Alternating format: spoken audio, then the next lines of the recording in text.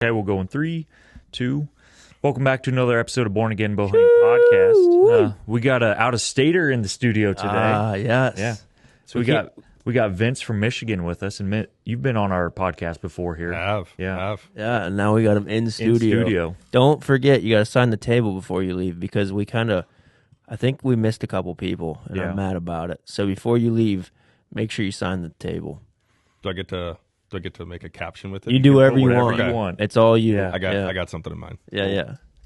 So Vince came down to have Cromer tune his bow and put some strings on. So he didn't come down just for the podcast, but we're going to make a weekend of it. We're going to do some shed hunting and some scouting and pull some cameras while we got everybody around. So we're going to make a weekend out of it. Yeah, and he gets on some real good deer hunting public ground in Michigan. Obviously, we're not going to get into where, but we're just going to say Michigan public ground, and I think we're going to bounce off of that a little bit during the podcast, kind of figure out like how you go about that. We can talk about shed hunting, we can talk about bows. I mean, this is going to be a roundtable discussion, and we're just going to run with it. And I know a lot of you guys like the roundtable discussions because, truly when we say we don't know what we're going to talk about, we truly don't know what we're going to talk about. We just kind of run into it. So, but before we get into the podcast, we're going to go through some ad reads, and talk about who makes this possible. And we'll go from there. You want to start, Kevy? Yeah, let's do Premiere. Go ahead. So we go down to Premiere all the time, as you guys know. Boots. You actually took Vince there. I took Vince down there. Yeah. We had to kill some time before Cromer could work. First impression. So. Awesome. Yeah. Sorry, my throat's a little dry. No, you're good. Yeah, no. Premiere was awesome. I've been to a lot of outdoor shops, and I was pleasantly surprised at the selection. Yeah. Just and the quality. Yeah, and the quality. That was probably the biggest thing. We were talking about the same spot for like 20 minutes. Just over everything. It's like, bow sites, there's so many good quality brands. Over trail cameras, boots, boots, everything. It's the just boots. The fact that there was 10 different levels of crispy boots on the wall that you could actually physically grab and try on. Yeah. Like, you just don't get that in a lot of places. Yeah. No, we love them guys down there. It's not Mount Hope is a unique area, and if you've been to Mount Hope, you understand what I'm talking about. But when you walk into Premiere, it does kind of take you away on how much stuff is in that shop of theirs. Yeah, so make sure you guys swing on down to Premier Outdoors, and if you want to save a little bit of jingle, you can use Born Again 2024. That'll save you 10% out on checkout, excluding Matthews bows, firearms, thermals, or anything that's on sale in the store. Yep, and I will start with WiseEye. So we say it every week. You guys know that we've been running the WiseEye cameras for a long time. Actually, part of the mission today is to pull some of my cameras that are on a property that we're going to go shed hunt. So most of my cameras have died. Once season ended, obviously I quit maintaining them, and the batteries were pretty low to begin with. So we're going to go in, pull some cameras, get them fixed up, and that's also a good reminder for you guys. And by fixed up, I mean just maintenance. That's a good reminder for anybody listening to also pull your cameras. It's a good idea to get them inside, dry them out, take the batteries out. If any battery acid was, leaked, clean that out, clean the prongs, let them dry for a month, and then you can go put them back out. Get those mineral sites going. But if you guys want to use a code, it's Born Again, all lowercase, and that gets you 10% off that 10%, checkout. Yeah. Yep. And then Kudu Point, guys, we love our Kudu Point broadheads. They have multiple different weights, 100, 125, and 150s. It's a good, affordable fixed blade, cut on contact. It's still quality. Single bevel. Yeah, very quality. It's not like what you're going to get in a box store with the mass-produced broadheads, But you're not also paying $100 for a pack of 3 or, a pack of 2 nowadays. Yeah. So, if you guys want to save a little bit of money, you can save 12% at checkout with Born Again. Yep. Alrighty. Let's get into it. Yeah. Vince. So, I know you guys have your agenda, but real quick, not to keep talking about the ads, but like the WiseEye cameras. Like, I want to talk about those. Give a plug, So, and I'm really not trying to drive that, but at the same time, I hunt a lot of different type of terrain and ground and the public thing and all that's great, but I've ran a lot of different cameras over the years, and Kevin has been talking to me about WiseEye for like I feel it like seems like 2 years. I was just gonna say it Yeah. seems like 2 years, and finally I pulled the trigger and got a couple, and like just running it on just basic regular settings in a remote area. So like a 3-round burst with just regular alkaline batteries, reporting on an immediate basis. Yeah. Like I got over 2.5 months on just a pair of standard batteries, and it was still at like full charge, and just constantly getting pictures every day. Like to me, it has been the most bulletproof camera that I've ever We like to hear that. We love to hear that. And there's some others out there that are great, but you cannot beat it for the price point. Yeah. Like bar none. Yeah. Phenomenal. Like super, super pleased. So thank you. I wanted to tell you thank you. We're happy that you like them. Yeah. We'll make a little clip out of this or something and send it to WiseEye. Yeah. They'll like that. Yeah, I'm sure they'll be pumped. Yeah. No, and they keep making new adjustments, and there's some things in the pipe that they're working on it's very exciting. And what WiseEye does is really cool. They don't make you buy a new camera. They'll just send you a firmware package, or that you can call them and be like, hey, I've got XYZ camera. Can you do the software update? Oh, nice. And they'll say, you have to have more than like 2 bars of service, and then you have to have like more than like it has to be on 60%. It has to be on a special setting, like okay. check in at 4 times a day or something. You like may that. have to change a setting either via phone or at the camera. I can't remember. But once you have that changed, they can remote in and just do their thing. That's awesome. Send a software package, because the minis before. Yeah. I was just going to say use the minis as an example. So we were running minis, and they were just picture. Well, WiseEye came out with a software package that you can now have video on minis. So instead of most camera companies make you buy the newest camera, like, hey, we're going to offer a mini this year that does video mode. Right. Mm-hmm. WiseEye says that that's not the case. You can just send a software package and it can do it. So instead of making you buy a new camera, they're just like, hey, we'll give you this free software package and you get HD videos sent to your phone. Yeah. I mean, like, it's like, it's a no-brainer. Yeah. For the price point, what it can do, and like, exactly what you're talking about. Like the sustainability and durability is just... Dude, it's killer. It's through the roof. We talk about it every week. Away. Yeah. I've got, just personally me, I've got like 32 of them out in the woods. And like, maybe that's a shame to say that, but like, knock on wood, like none of them are broken. Honestly, more and more guys are running more and more cell cams, from what I've understood. Like they're not, you don't get 6 months out of them. Yeah. My very first camera that I bought, and I've said this multiple times on the podcast, I bought like 18 of them with my own money before we partnered with them. My very first camera that I bought 3-4 years ago is still running in the woods. That's awesome. Mm-hmm. And now it's faded. Like the camo, I mean, like it should be. The sun's faded it. So it looks kind of blue. It doesn't look like a new camera, but it sends me a picture every time a deer walks in front of it. That allows you to have and be able to purchase all the way up to 32 cameras. Yep. Not saying that you need that, but it allows you to be able to do that. I have a problem. You don't have to continually buy. You don't have to continually buy, to replace those few cameras that you bought in the beginning. Yeah.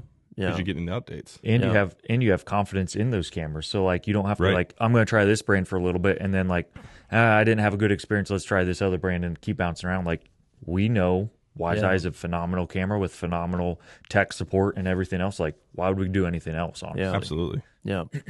Yeah. So hopefully you guys take that with, that's all honesty. Like we're not sitting here WiseEye doesn't pay us a crazy amount to say like, oh, they're the best camera, and they don't, like, truly. When I say that we had 18 that I bought 18 before partnering with them, that is the God honest truth.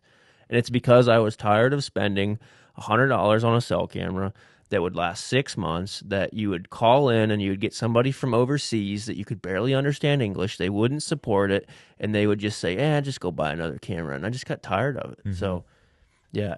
Yeah, I mean, I'm not paid or sponsored by WiseEye, and I could sit here and tell you it is the best camera I've ever used. Yeah, for sure. I'm in love with it, man. We appreciate thank you for that. Yeah, sweet.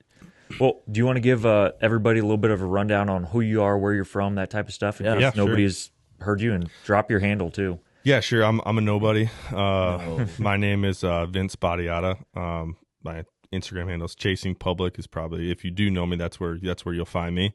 Been hunting for many years, but didn't start bow hunting until I was an adult. Before that, it just was your standard traditional, hunter, like deer drives. Hey, sit down at the base of this tree. When it moves, shoot it. That's that's how I grew up, just like everybody else. Yeah, and then eventually got into bow hunting as an adult, and there's just nothing like it, man. Yeah. Like it's with the best. Yeah, and I fell in love with the public land thing, and I just like the opportunity of just endless amounts of ground, and I can always move and just see new places, and it's just you just never know what's gonna happen, man. Love that stuff. Very cool. Very cool.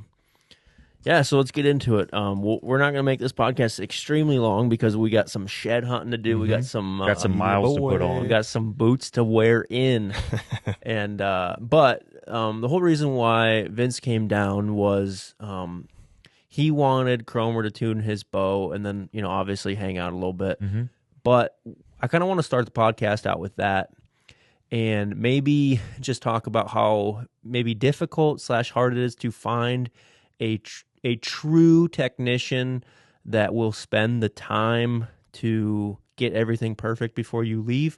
Now, I am not saying to not support your local shops, because most of the time them guys have an idea of what they're doing. There might be a guy in there that's actually really good. The problem is they've got 30 bows that they got to get cranked out. Yeah. So like I don't want to say that they speed rush it, but most people, to be completely honest, most people are not going to know the difference between a really tuned bow and a bow that still shoots halfway decent. Like most archers are not going to know the difference. But if you're stepping up in that next level and you're really wanting to like step up your game, highly suggest finding someone that will spend 2 hours, hour and a half, 3 hours, whatever it may be. You may have to pay some extra money. But when you leave, you're going to know that bow is top notch. Yeah. I wish Cromer was here right now, but he had some family stuff that he had to do today. And he had a couple other bow tunes. And some bow tunes, where last night we went over to his place and spent, now granted we were kind of talking, so I mean, if we weren't chatting, it probably would have been a little faster, but we probably spent 2 hours over at Cromer's place. Vince got some new strings. We went through, we got a bullet hole through paper. We did all the. See, Cromer did it. I shouldn't say we. Cromer did it, but I'm trying to. We were sitting down. Don't steal his thunder. Yeah. He's going to listen to this. Yeah, he's going to be like, 100%. I did not do anything. Cromer did everything. But we went over. He got center shot. He did all the accesses on the sight. Shot it through paper, and honestly, just would not accept anything besides perfection, and that's just nice. So I'm glad that we got your bow shooting good. Yeah, me too. And you already know why I'm laughing. Yeah, I kind of want to get into that. So why don't you kind of mention like the funny story or the funny part that we got into? I don't know how funny it is. It's depressing. Yeah. So I'm trying to think of the best way to talk about this. Yeah, don't mention any shop names. Just, we don't want to put anybody down by any. Just say that you took it somewhere. They told you it was going to be this, and then it wasn't. Yeah, I think you brought up a good point in the beginning. I think it's where you don't not want to not support your local shops. I think it's very important, because otherwise they wouldn't have business. They wouldn't be there, right? Yeah. And you do need them. Yeah. Right. But it's the difference of having someone be able to spend the amount of time, one-on-one to teach, educate, and not accept anything less than perfection on your bow, because that's the tool that's gonna take the animal, right? Yep. And they have 50, 30, 100 bows to do over a course amount of time, and it's just maybe one guy, maybe two. Yeah. They can only spend so much time when there's 15 people standing in front of them. Right? And it seems like some of the big shops, like if they're not the owner, like somebody's telling them you need to move X amount of bows a day, like we need to move this stuff. Because if they get behind, then they're screwed. Then they got an angry customer calling them all the time. Is my bow done? Is it ready? Can I come pick it up? So but the problem is when you do that, and that's great. I get it. It's a business, right? But that means that everything's getting set up. It's good enough. Yeah. No, right? seriously, that's what it is. It's getting eyeballed. It's good enough. What's good enough? Yeah. For who? Yeah. Subjective. Yeah. Yeah, exactly.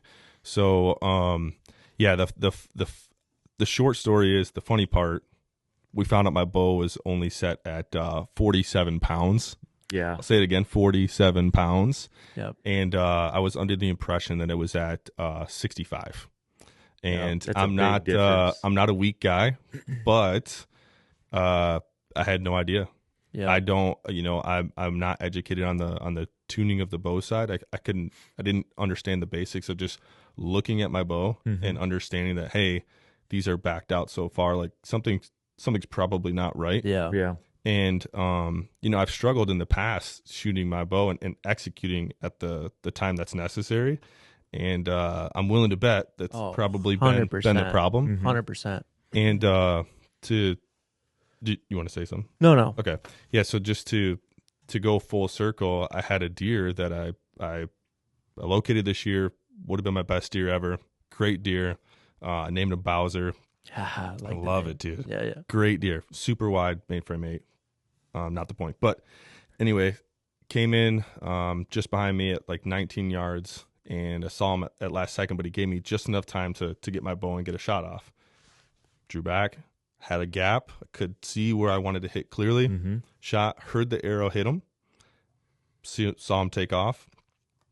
Got over to check the spot, and my arrow was laying right there. One bent blade, a little bit of blood on it, and some hair. I did have a blood trail. It was very sparse. We never found the deer.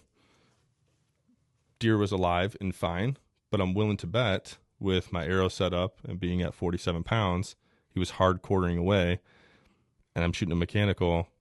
Yeah. Probably just bounced right off the body. Didn't have enough. You didn't have enough oomph. I got nothing. Yeah. So it's I'm super grateful for being able to come down here and let you guys, Yeah, not us, Cromer. Yeah, Cromer. Yeah. Sorry, Cromer.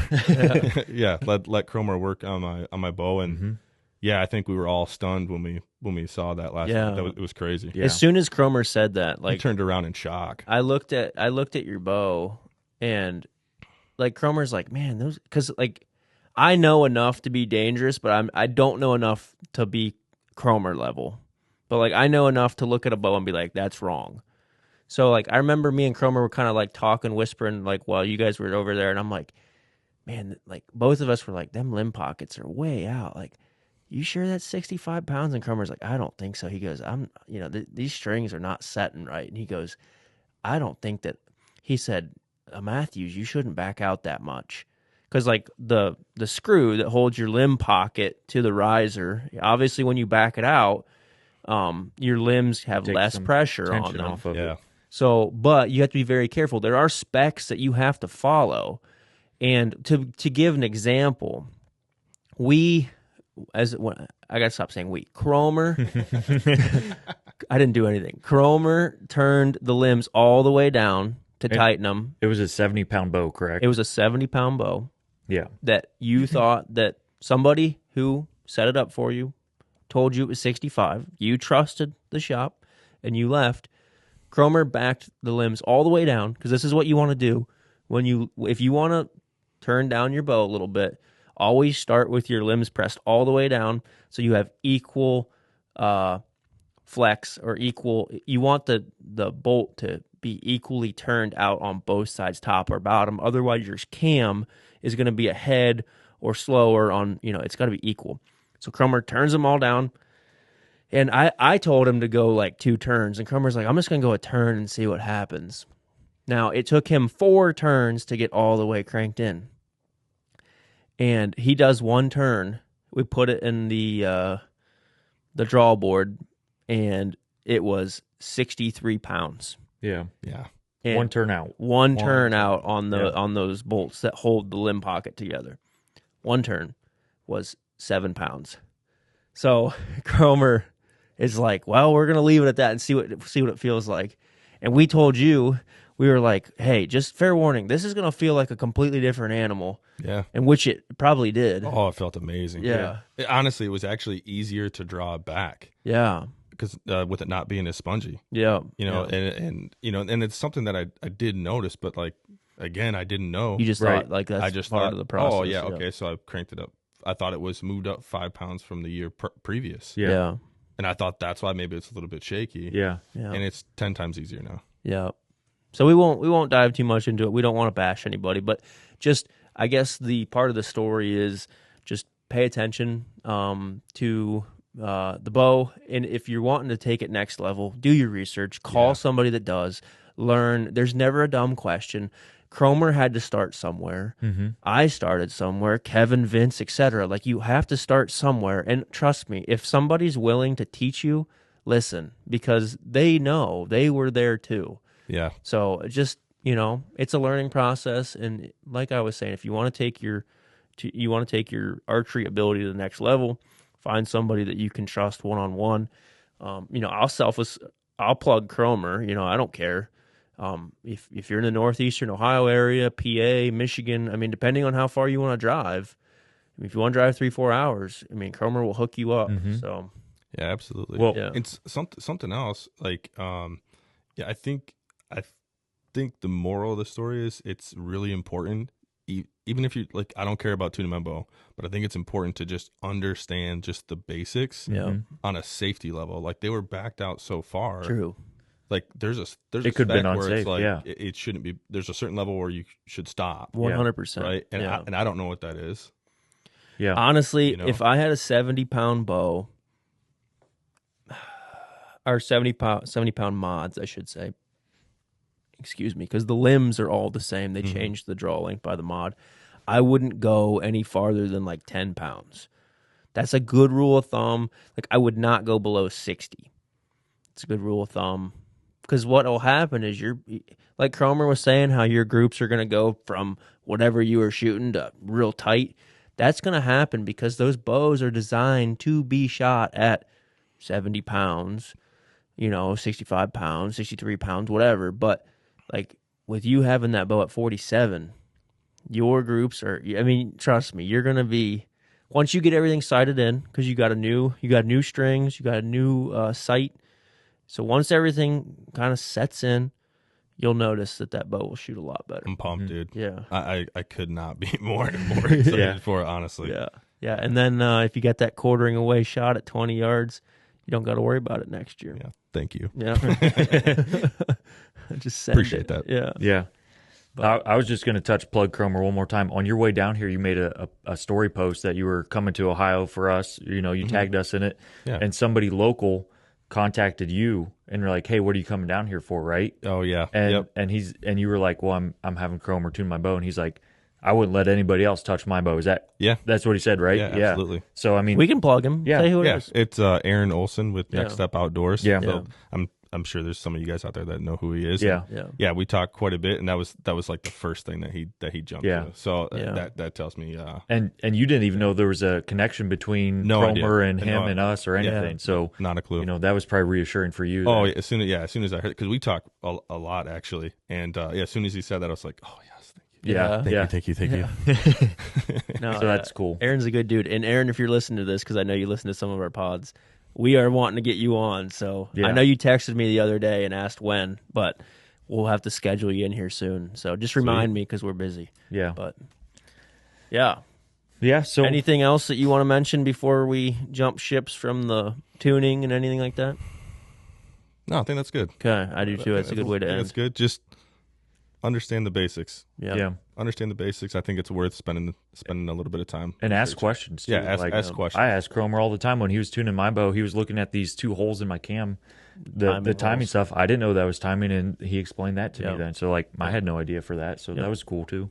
Yeah, ask questions. And that's what we were saying. Like, the personal level, you're not going to get that at a shop because you're not going to be able to go behind the counter where they typically work on their stuff. Yeah, and like Kevin said, they have a quota that they have to meet. So if they spend an hour and a half with you and an hour and a half with the next guy, they're going to get 2 hours with the next guy. Yeah, they'll never hit their quota, and if they don't hit their quota, then they don't get to order the amount of bows that they want to get. Correct. 100%. The next cycle or whatever, the new bow that's coming out. Yep. It's all about, they got to push numbers, they got to get bows out. So we understand that. And they're fine. Honestly, anybody listening to this that's like, oh man, maybe I shouldn't go to my pro shop anymore. We are not saying that. We are not saying that. No. They do a good enough job for you to take your bow and shoot it. And you can kill deer. You can shoot 60 yards. You can do whatever you want. It's good enough. But like we were saying, if you want to go to the next level, this is the next step. Mm-hmm. So yeah, we'll end it with that. Yeah. So you want to talk about what we're going to do later this afternoon then? Yeah, I mean, we can. Touch on it real quick. Yeah. We're just going to go do some shed hunting. As I'm looking at a bunch of bones sitting on this table right now in front of us. If we find a muley shed around here, I'm going to be... Dude, you never know where I'm taking you guys, honestly. You never know. We could find a dead body. We could find a muley shed. We could find... I mean, you never know on that property. But that's reassuring. Yeah. We're going to go to a place where Kevin had some success this year, and we're going to do some shed hunting. We thought about bouncing around on some public, but with Vince only being here a day, we asked him what he wanted. I think finding sheds would be probably the priority versus scouting. He said that if you were going to come down, and you can talk for yourself, you said that if you were going to come down, you'd rather just hang and bang somewhere, and you've got some spots by your house and stuff that you were. Yeah, I got plenty of ground by my house that it takes up a lot of my time. I definitely enjoy going out of state, clearly. Yeah. But I'd rather spend time with you guys and see what you guys do, because I usually can take something away from that, and I love just hearing like some of the whys and why you have it set up that way and what you're trying to accomplish, and I can always try to take some of that back and apply it. I always feel like that's pretty useful, man. Yeah, 100%. And that was, I'm glad you brought that up. And help you find in one of your sheds. Great. Yeah, and I'm glad you brought that up, because we're going to bounce ideas off of each other tonight. We're going to show the setup where Kevin killed his buck. Sweet. I'll show some setups where I've killed deer in the past. I've killed some 160s off of this property, so I'll show you that. I'll show you kind of like where I know that they bed. The problem is the property that we're going to go to is it's a free-for-all. Like, you'll notice that... public with permission. Yeah, it's public with permission. You'll notice that all the spots that I have permission to... 10 other guys also have permission. Okay. Because the thing around us is, like, when we go out of state, we always hunt public. It's just or knock on door. Like Kentucky, we've got some connections down there, but like Indiana, it's all public. Most of Kentucky, I shouldn't say half of Kentucky's public. But the thing around us here, we're not in an area in Ohio where we have enough public to go explore. Okay. The closest public that we have is 40 minutes south, and it's not big enough to support the northeastern Ohio area. Mm-hmm. It's not far from Columbus either. Like, it's not. It's only. It's maybe a couple. It gets a ton of pressure. Yeah, it's like a couple thousand acres. It's small for what you're describing. Yeah, and somebody listening to this is like 1,000 acres, but you have to realize that all of northeastern Ohio is trying to hunt that place, and if you go there on the wrong day, you see more people than you do deer. Mm-hmm. So we've kind of adapted to, like, and if we want to kill something of quality. You know, I'm not saying you can't kill a good one on there, because there's probably a guy listening right now that's like, oh, I killed a 150 off of it. No, I know a couple guys that have shot some really nice deer. There's some hammers off of it, but the odds of you killing one is just significantly lower because of the amount of pressure. Mm-hmm. So, and we all have day jobs, we all have lives. Like, I would rather spend a little bit more time knocking on doors, even if there's 10 other guys that hunt it. You know, I can figure that out versus going down to a public place that... Well, it's just more efficient. Yeah. You know, it's closer to... Yeah, and we're not driving an hour. Yeah. We're not driving an hour every time to hunt, so that's the other thing. Yeah. So, but I don't know where I was going with that. Basically, you're going to walk a piece that has a lot of pressure. Maybe somebody's already shed hunted, maybe not, but we'll have fun. Yeah. Nice. So... Yeah, pumped, man. We'll go to my spot, too, and we'll pick up some cameras, and we can shed hunt that, too. Yep. So we're going to put some miles on. Maybe we'll come back with some bone. Maybe we won't, but we'll have a good time. Yeah. Actually, why don't we just pause the podcast and then finish it after we get done walking? We can do that. Oh, that'd be sweet. Yeah. Yeah. Let's do it. Especially if we find that body, you know? Yeah. Like, it might make, it'll be good. Yeah. We'll get some video of it even. Yeah. So we can... Are you guys cool with that? Because you're staying tonight, right? Yeah. I'm not going to leave until... Tomorrow morning? Probably Sunday. Yeah. I mean, either tomorrow morning, like if you guys want to walk tomorrow morning, you can do that too. Okay. I'm going to be home Sunday evening. So. Yeah. That's fine. So, as long as you guys are cool with it. I'm cool with that. It's your house. We got to come back anyway. He wants to shoot his bow and make sure everything's good before he goes home. Let's do it. I'd love that. Let's pause the podcast, and then we'll talk about what we found. Okay. Sweet. All right, guys. So we are back from our scouting mission. We walked just a little over 5 miles, just under 5.5, really. Somehow Kevin had more like a half mile more than me. It's because you kept sending me on the outer loop of everything. I'm not sure why, because we walked the same amount. Yeah, no. If anything, I feel like I walked more than you guys because Well, you I went and picked up cameras. I had to pull all my cameras. Yeah. And for some reason, I think I walked the least out of everybody. So not sure how that worked, but I'm going to count it. I'm going to say that it was a good exercise with the 60 pounds on my back. Yeah, seriously. I was going to say, you may have walked at least, but you carried the most weight for sure. Yeah. I didn't realize that I had so many cameras in that property. So Matt started out with just an empty backpack and picked up a camera here and there, and then he's like, "Oh, I got 3 in this area that I forgot about." And yeah, that was every 30 minutes. Yeah, that was every 30 minutes. He's like, "Yeah, you guys keep going on that way. I got some cameras over here. I got to grab. I pull down. Yeah, I got a problem. So you got like 6 hours worth of pictures to go through. Most of them were non-cells. Yeah. So I don't know if they were on video mode or picture mode. Some of them were dead when I grabbed them. Some of them still had juice. So we'll see what happened. Yeah. Nice. So, but I'll probably won't be able to get to it tonight because wife and I are going to go out. But yeah, probably tomorrow. I might have time after church or something to go through them. That's always fun, you know. Oh, yeah. They've been sitting for months, and you're like, Christmas. Yeah, It's Christmas. My luck, it'll be like one branch in front of every camera, just moving up and down. But so yeah, we had a eventful shed hunting adventure. Yeah, with one of the craziest stories that I'll obviously let you guys tell it because you guys were the ones there. But yeah, it's crazy. Yeah, let's just get into it sweet. because it's a good one. Yeah. You want to lead in it, Kev, and then I'll touch on whatever. We were walking this piece, and we were like, hey, we can end up at the point where I shot my buck here in Ohio.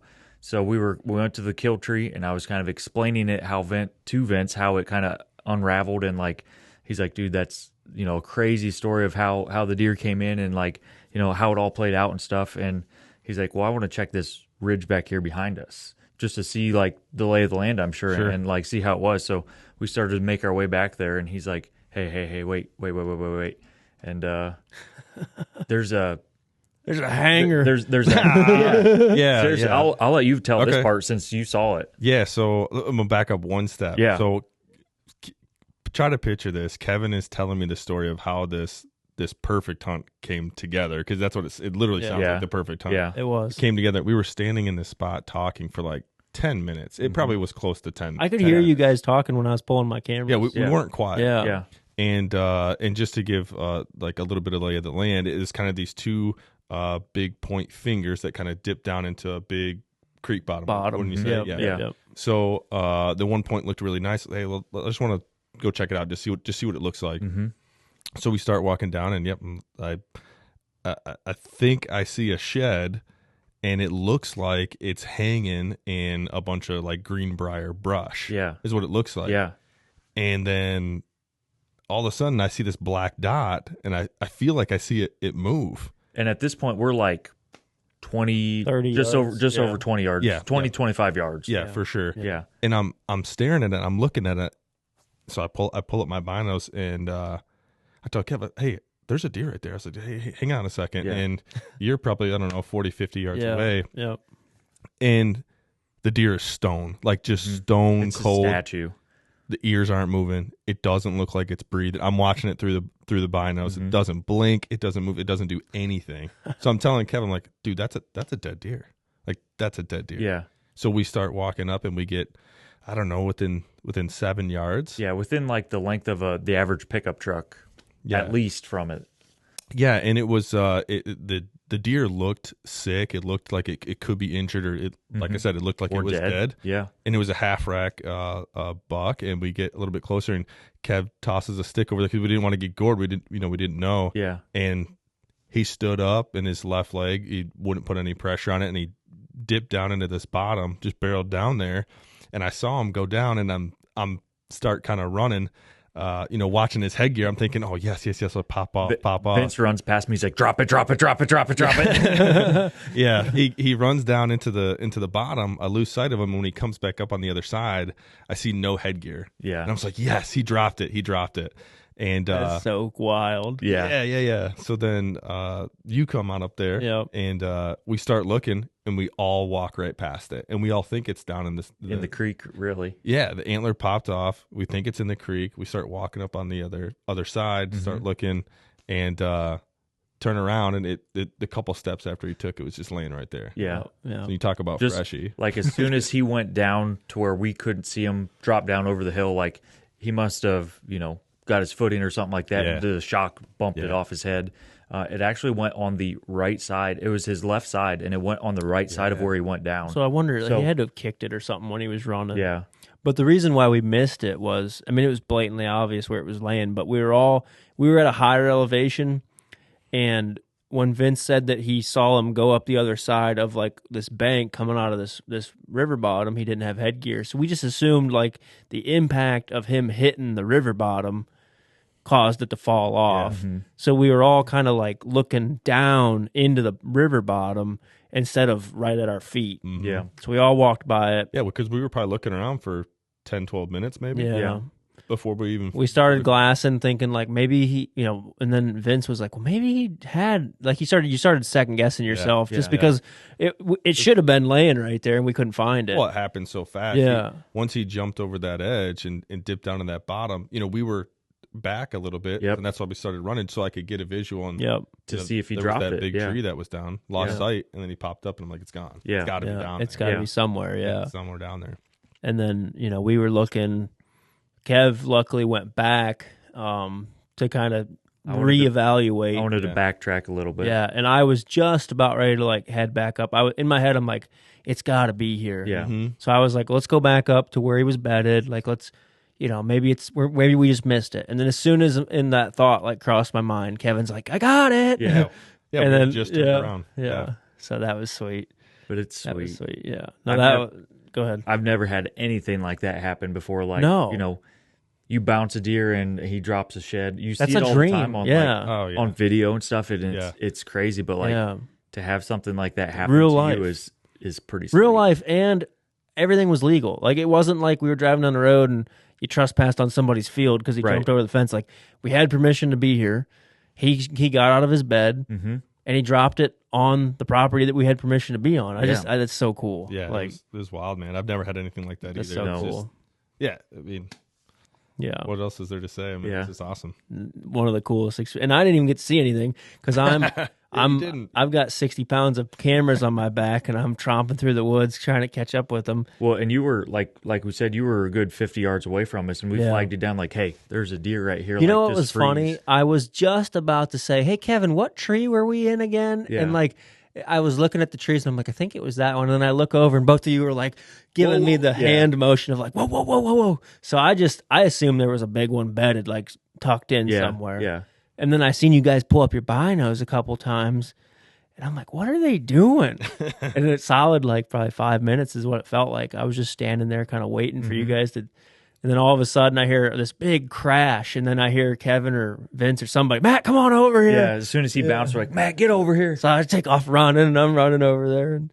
And I didn't see anything, of course, but they explained the situation. I'm like, well, it's got to be here somewhere. Yeah, no doubt. That's sweet. And it's a decent deer, too. Like, it's not like a dink, It's a heavy shed. Like, he's even got a broken off tine. And he's got a broken 3 and a bent brow tine from, I would assume, when he broke it in velvet, and then it grew funky. One of the coolest things for me, anyway, is like obviously none of us have ever had that experience before, but one of the coolest things was being able to sit there and watch him that close and not like just dead stone cold. Like didn't move at all. And I'm sure he thought like, they just don't see me. Yeah, don't do anything. They just don't see me. And he waited till literally the last second before he stood up and moved at all. Yeah, and that was just the coolest thing, that they can just freeze like that, man. That was it makes you think, like, how many big ones you think you've ever walked by, and he just like watch you. Yeah, you hear them stories all the time, or you'll hear, I've seen it personally, like. A big one goes into a thicket, and then like the guy, like during gun season, you'll watch a big one go into a thicket, and then there'll be 10 guys that'll go push that thicket, and then they'll be out of there. And if you can still visually see that thicket, maybe a couple hours later you'll see him stand up. It's like, how did he just lay tight? let all them guys. But that's what they do, man. They're smart. Like they know that if I just lay tight, I'm good. Yeah, they definitely don't get enough credit. No, they're so smart. Yeah, their will to live. Like we talk about this all the time. The whitetail is so crazy because if we got shot in the leg with an arrow, kill me then. Like kill me there. Like I'm laying on the ground crying. Like I ain't moving. Them boys, them deer will just. I mean, they'll go up 3 sets of ridges and down in the bottom. They'll run 30 miles an hour on 3 legs. Yeah, half of the other one broke off flopping in the wind, and it's just their will to live is crazy. We get a hangnail and cry about it for a week. Yeah. No, they're cool, but yeah, that was a cool story. Yeah. Not a bad shed day. No, and that's what I was just going to get into. Why don't you dive into you found the other 2? Yeah, so we found a total of 3 sheds and a deadhead. So I don't know, within the first 45 minutes or so, picked up a nice little shed. And, 2-year-old, yeah. But it's a good 8-point side or 4-point side, I should say. And what initially drew me to that area, there was a sweet tree there with I was looking for a scrape underneath it, but it had a big broken off branch for a licking branch. And Vince is like, within the room of me, you know, and we were both kind of leading up to this. It's kind of at a point too. And I just happened to look down, like, there's a shed, like right here, right underneath it. And he's like, man, if I would have took a couple more steps, that would have been mine. It was half a second. Yeah. But so that was pretty cool. Yeah. That was a good boost for our, we didn't get skunked. I'm glad we didn't get skunked. Yeah. 4 sheds is 3 in a deadhead, but it's still, I'm just looking at them right now like, dang, them were pretty sweet. Good outing. You know what's funny is we found sheds in every area that you had said that you had previously found sheds before, with the exception of the experience of the one that popped off. Yeah. Right? True. I thought that was kind of cool. Yeah. Just thought about that just now. But yeah, in every single area, including the deadhead, where you said, hey, make sure you go around there. There's a small little bench right there. Sometimes they like to bed right there. Yeah. Deadhead. That's where he was, yeah. That's cool. Yeah. No, I'm glad you guys got to walk it. And I would say, we were talking about that while we were walking, I would say that right now maybe 50% have dropped both sides. Mm-hmm. But the cameras that are working for me that haven't died battery-wise, I'm still getting pictures of half racks or, maybe a 120-incher or something that's still holding both sides. So, that's a good day. Yeah. Yeah, I mean, I would say that not all of them have dropped, so we did good. Yeah, that's awesome. And that property's probably been hit. I would say it's probably been hit once or twice already by other people, if I had to guess. So, well, last year during turkey season, like that first shed I found, I have a video of both sides still on during turkey season. Yeah, I remember you sending me that. Like a lot of the other bucks had little velvet nubs coming in. He was still fully intact with both hard horns. So crazy. It's crazy. Some deer can lose them in December, and some of them hold on through April. It's insane. So do you guys? And I want to ask you guys this because you guys are just in a totally different lay of the land than I am. Like, do you guys ever find there's a correlation between bigger deer dropping their antlers earlier? Yes. And is that because they come in sooner?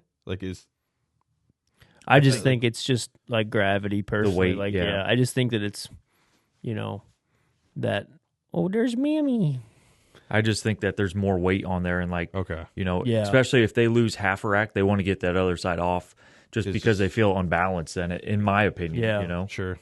So that big one that I was chasing, he shed. I got a picture of him not shedding, but I got a picture of him shed.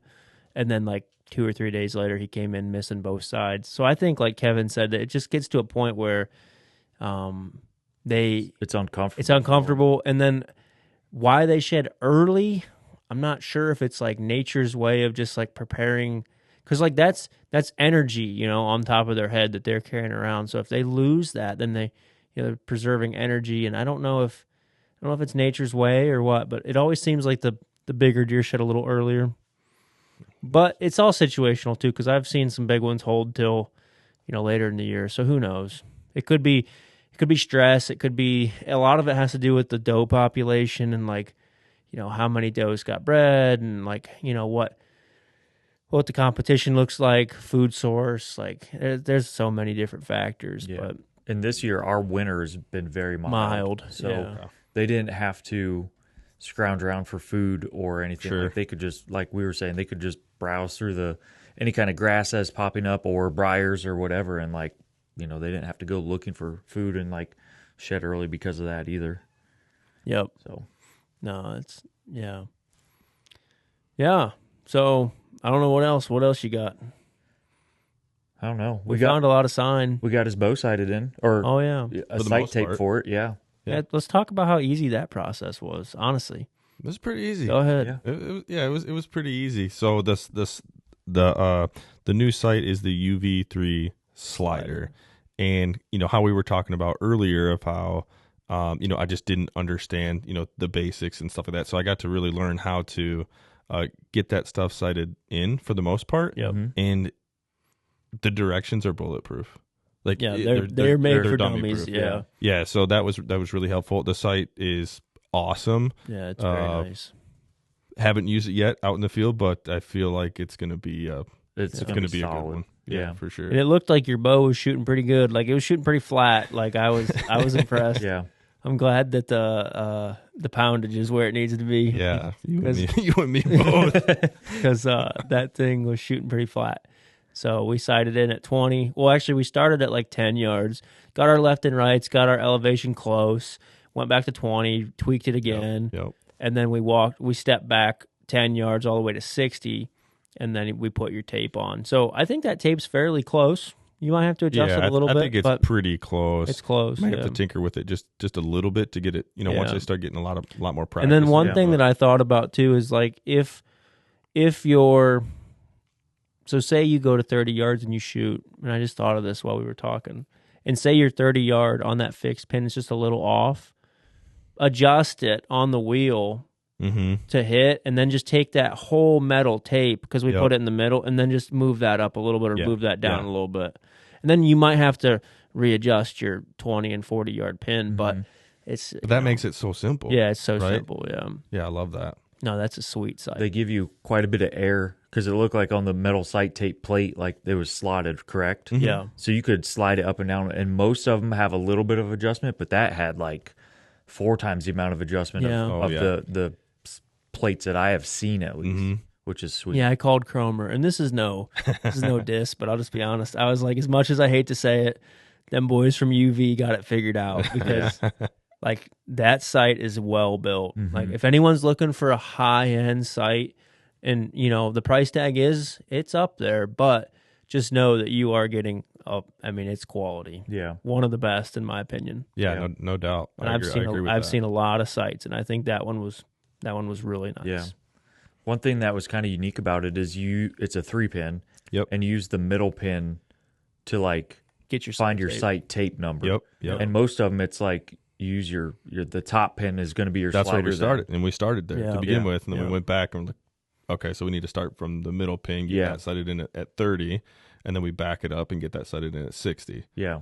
Yep. So that was the only thing that was different from the sites that I've experienced. Yeah. No, it was cool. well made. But like you guys said, the instructions are very well thought out, and like it's not like very vague. It's to the point, and pictures. There's pictures, which I love.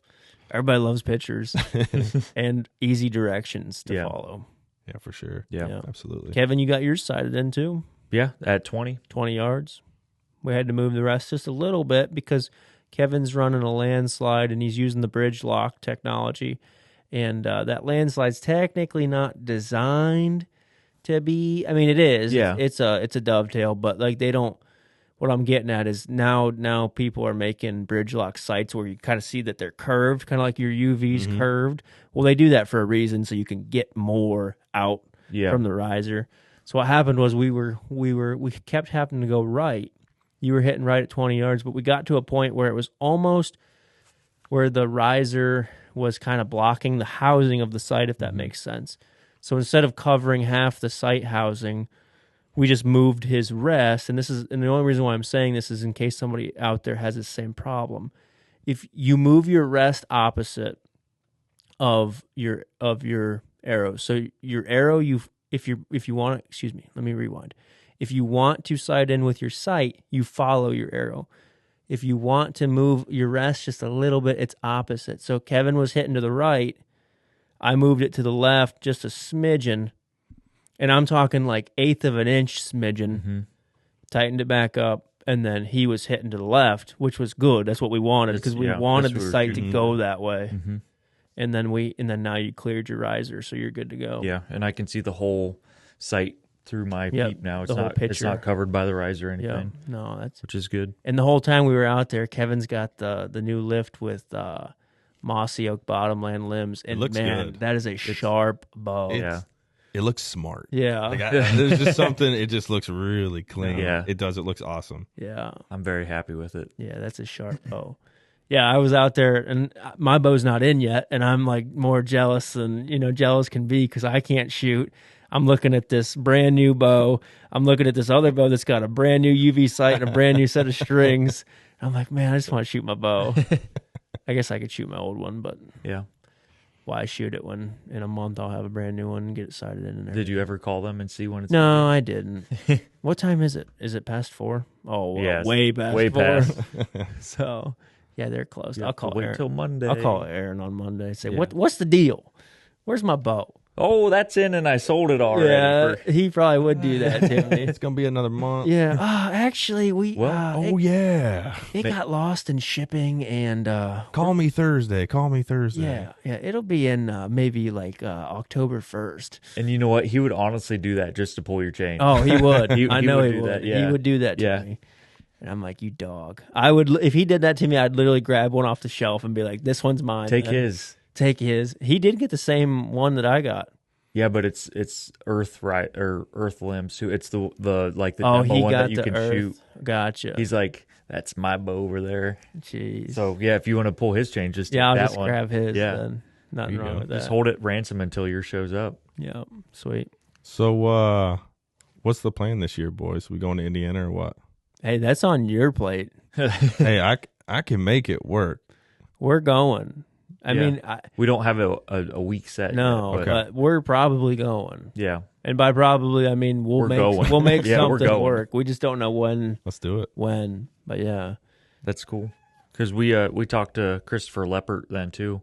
Oh, okay. And him and his buddy, is it Josh? His name, Josh Luck, something like that. I don't know. Okay. He said they'll probably come if they can swing it too. Nice. So that'll be cool. That'd be a good trip. Yeah.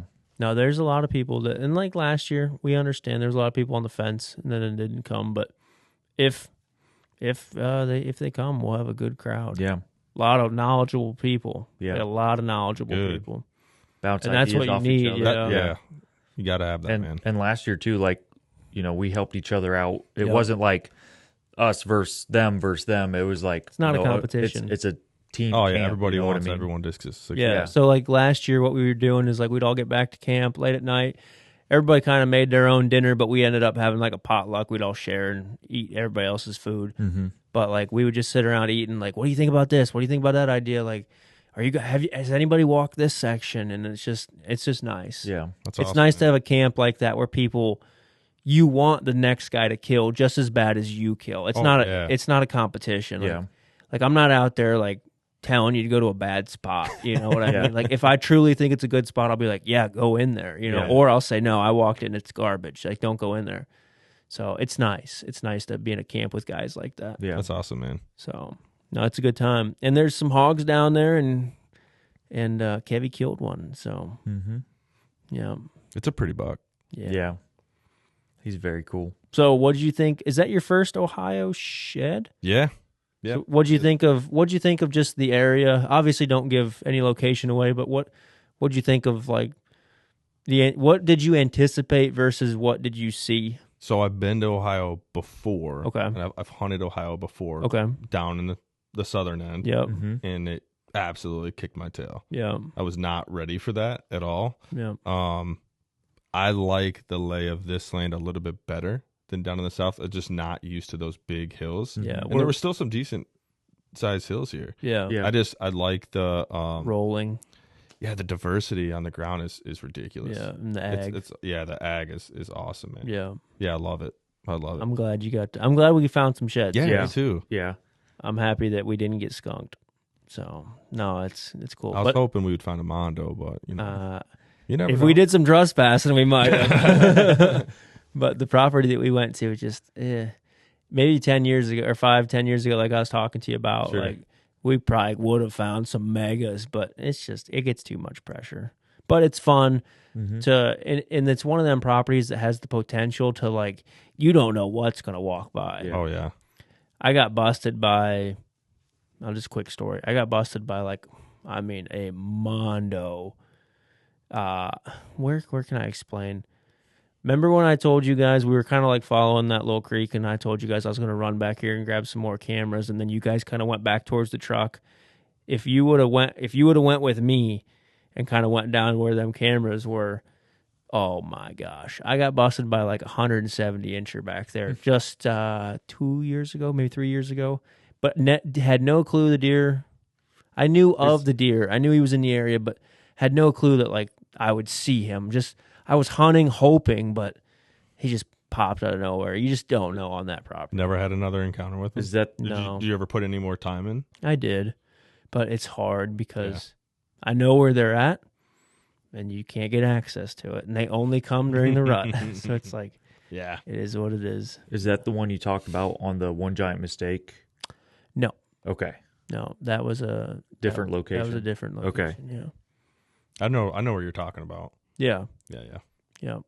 No, it's crazy. That property's nice. Mm-hmm. It would be sweet if it was locked up. Like that's what we were talking about. If it was locked up just to like you and like maybe like a couple. Oh, I would probably let like all the born again guys. Like if it was me, like we'd all run it because you can't.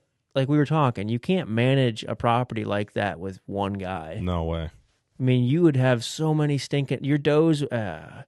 Like you would have to have a truce or like a pact with all your buddies that like, hey, during gun season, whether you got a buck tag still in your pocket or not, like if a doe walks in front of you, you got to shoot her because it's just one of them properties where it's high deer density and they can get out of control. So yeah, it's a sweet spot. I'm glad you found some sheds. I'm glad that I would have felt terrible if you drove all the way down here and I was already coming. I know, but still, this was icing on the cake, man. You guys are great. No, I appreciate it. Appreciate coming. Yeah, absolutely, man. Any closing thoughts, Kevy? It was a good day. It was a good day. Vince, any closing thoughts? You cannot replace good friendship. Hey, yeah, I appreciate that. That means a lot. Absolutely. Thank you. But I'm good if you guys are good. I'm good. Yeah. Why don't you plug yourself again, just for your socials? Yeah, you can find me at Chasing Public on Instagram. That's it. Yeah. Okay. And I'm always open to talking hunting. I try to respond to every single person I possibly can and help anywhere that I can. And if I like you, I'm trying to learn something from you. So yeah, sweet, cool. All right, alrighty. Well, doesn't matter what you've done in the past. You can always be born again, and born again is out. Peace.